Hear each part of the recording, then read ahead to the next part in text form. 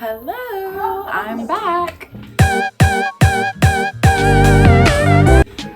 So I'm back to finish the Q&A video with part 2, answering questions about living here in Costa Rica and what all that encompasses and the questions that you guys asked. So let's get started. Okay. So one of the main questions that I keep getting, which makes sense, is the cost of living. So how much does it actually cost to live in Costa Rica? So I'm gonna break that down into a couple of different sections and tell you guys what it's been like in my experience. The first thing that I'll say is Costa Rica is definitely one of the more expensive Latin countries. I won't say the most because obviously I haven't been to all of them, I don't know. But just in comparison to what I've experienced in other places like Mexico, Costa Rica is definitely more expensive. So let me give you an idea of why. Let's start with rent first. Depending on where you're from in the States, it will probably be less than what you're used to paying for in the States. If you're from a big city or anything like that. Like I live in Atlanta. Apartments are like $1,200 for a 1-bedroom. If that, somewhere like $1,500, $1,700, just depending on what part of the city that you're in. Coming here to Costa Rica, you will find things that are cheaper than what you're used to. But in comparison to other countries, it might be more expensive.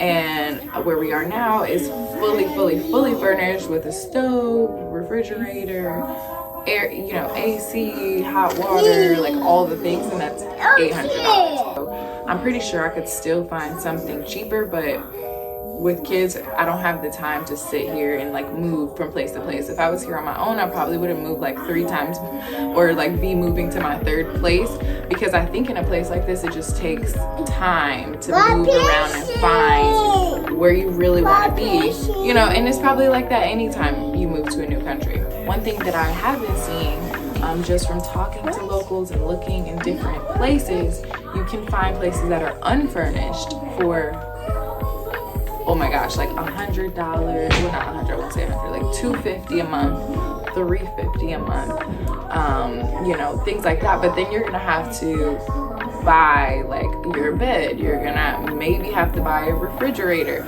and things like that. And I just wasn't interested in moving into a place and then having to like buy appliances and things unless I was gonna be staying there for an extended amount of time.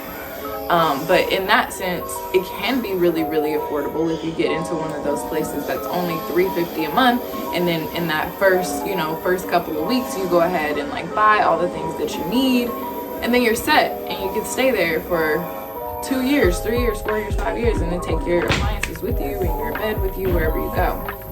So in that regard, it can be really cheap, but it would take some time to find that, and you'll have to put in more energy to live there, which when you rent a place in the States, it doesn't come with beds, so it's okay. It's a normal thing to have to buy furnishings. Oh, and also with a place like where I am, where everything is already furnished, utilities are included, so it's $800 for utilities, it's fully furnished. So in that regard, it kind of balances out and it's just easier. But if you have the time and you can look around and you're gonna stay for a really long time and that, then it's probably better to find one of those places that's a lot cheaper, buy your furnishings and pay your utilities on your own, because they're not that expensive. Let's talk groceries. Just like anywhere, I don't know how you grocery shop, but when I was at home grocery shopping, I was constantly, like I would go to one store for this and go to another store for this, which could be kind of time consuming and difficult. But I like to go to like the farmer's market to get cheap, good quality fruits and vegetables. And then I would go to Kroger to get like the stuff in boxes or whatever kind of other things that I would need. Okay, maybe now we can concentrate on what I'm saying because they were doing a lot. Okay, so Saturdays here, I like to go to the farmer's market in Puerto Viejo and get, just like I did at home, get all of the fruits and vegetables and all that stuff. And I probably spend about, last week I spent like between 5,000 and 7,000 colones. So that is about $12, maybe $15 on fruits and vegetables for the full week. And then I go to Super Negro is where I've been going, or if I happen to be in Puerto Viejo, I'll go to Old Harbor. You could probably get like really cheap cereal for 800 colones, really cheap stuff, but I don't like them eating a lot of super sweet cereal, so I try to get like the healthy stuff. So just like at home, that stuff is a little bit more expensive, but at Kroger, you know, you get those deals and you got your Kroger numbers, you get those savings. There's no discounts here.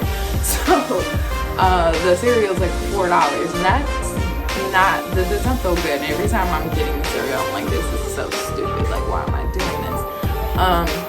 And other items like that are like, I guess considered processed or just whatever they are, boxed items, stuff like that stuff can be really expensive.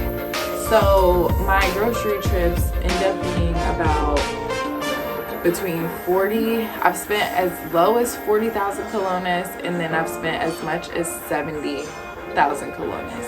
40,000 colones is going to be about like $60, I think, $70. And 70,000 colones is going to be like $120. And if that's not a huge deal, like at home, I would probably spend that. But you know, when you come to a place like this, you're like, oh yeah, like my life's gonna be so much cheaper. And then you go and you spend all that money, you're like, what am I even doing, you know?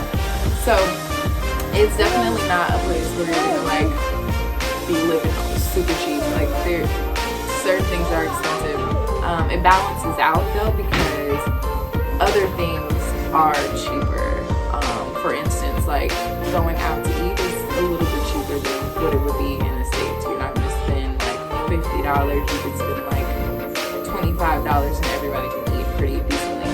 Cocktails are pretty cheap. Like they're like 3,000 colones, which is like, what's 3,000? Like $6, $7. Whereas in the States, the margaritas I like were always like $14. So it balances out.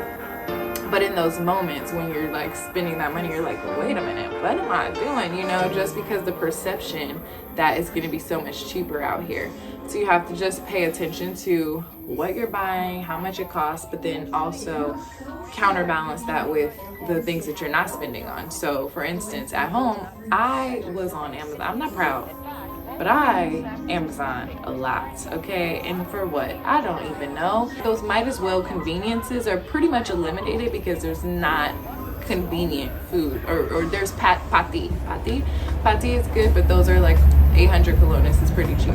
So, and we don't eat that all the time. So yeah, I think the difference is made up because I can't just hop on Amazon and like order random things or go to Home Goods and like just walk around and buy candles. Like, that part of my life seems to be eliminated for now. So it's balancing out with the things that seem to be a little bit more expensive than I expected here. One thing that was unexpectedly expensive here are the cars.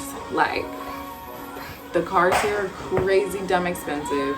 And I wasn't expecting that. I never thought about buying a car in another country, you know, up until this point. So when I started to look at cars here, I realized that because of the importation taxes here, the car, like, there's not a lot of new cars. Most of the cars are older. So you would think they would be cheap, right? Because in the States, if you buy something that's like a 2002, 2001, if you buy anything from the 90s, if you're paying over $2,000, it must be some type of classic car or whatever. I got my first car. It was a 2000 or 2002 Saturn, and I paid $1,800 for it. That seemed like a good, like that was a good deal, right? Here, for a 2002 vehicle or anything like that, you're still gonna be paying like $5,000, $7,000. It's insane. So that was like shocking because I could not believe that these old cars were being sold for that much. But they tell you like, oh, but because the cars are so expensive here, people really take care of them, and you know, an old car is gonna last you a lot longer, and they do hold their value. So if you do buy a car, you know, for $5,000, if you try to sell it in 3 years or 4 years, it'll still probably go for that because they hold their value. Whereas in the States, you know, that saying like, oh, as soon as you drive it off the lot, it depreciates its value. It's not really the same here in that regard, because I guess, you know, cars are being imported all the time like they are in the States.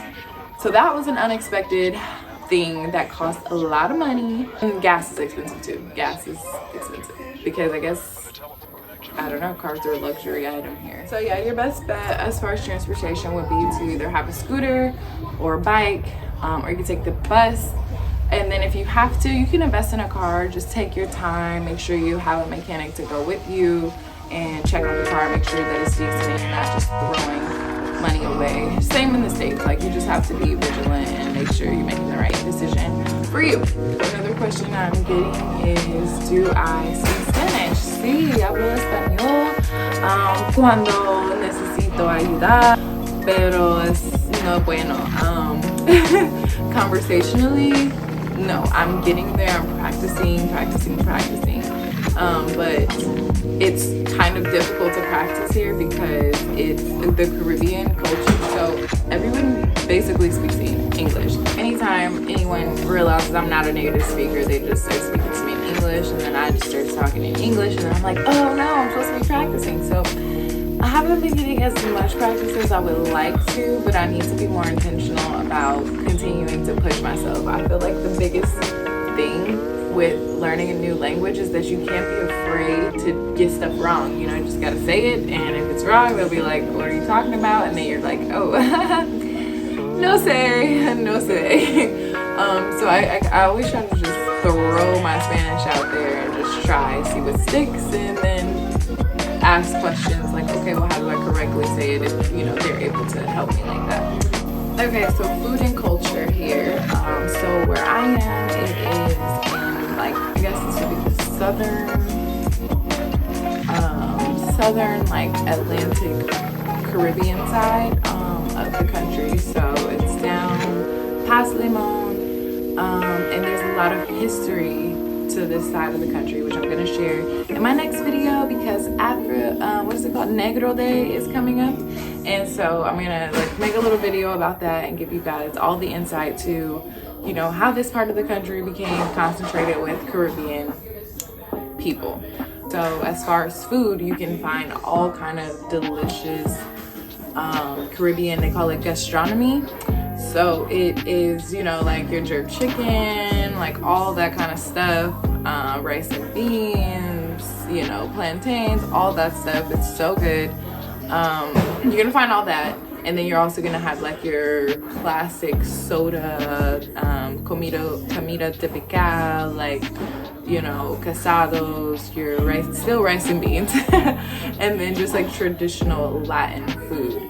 And then there's an indigenous culture here too, which I haven't had any indigenous food yet, but I'm planning to go like on this little tour thing and like explore the whole indigenous culture here too. And the place is called Bree. How crazy, because I'm Bree. So as far as like activities for kids, so when I was talking about the cost of living and I said how things balance out, that's another area where things balance out, because there's so many things for kids to do here, and they're relatively cheap. Like at home, you know, taking the kids somewhere would be like $22 for a ticket. They have little classes for the kids that are like donation based or just like $2. You know, the kids yoga is like free.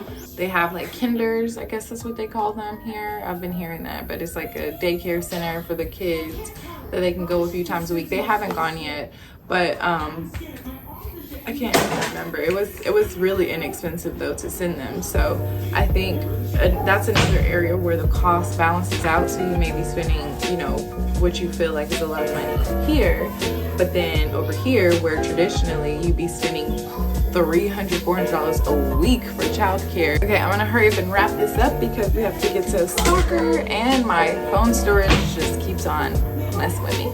But anyway, so yeah, what was I saying? The cost balances out because you would typically be spending like $300 a week on childcare, and here you will maybe spend like $200 a month. Not to mention all the activities and the beach that you could go to for free, and it tires them out like crazy. As far as meeting people and finding friends, I mentioned this in the other video. Facebook. So now I've started to like meet some mom friends and, you know, get back into my mom meetup things, letting the kids play and connecting with some other women, and all through Facebook. It's been such a blessing. Like, Facebook is freaking a lifesaver, because I was starting to feel so alone. And then I reached out on Facebook, and now I'm finding some people to hang out with. And as far as adult life, I don't know what that is because I can't go out.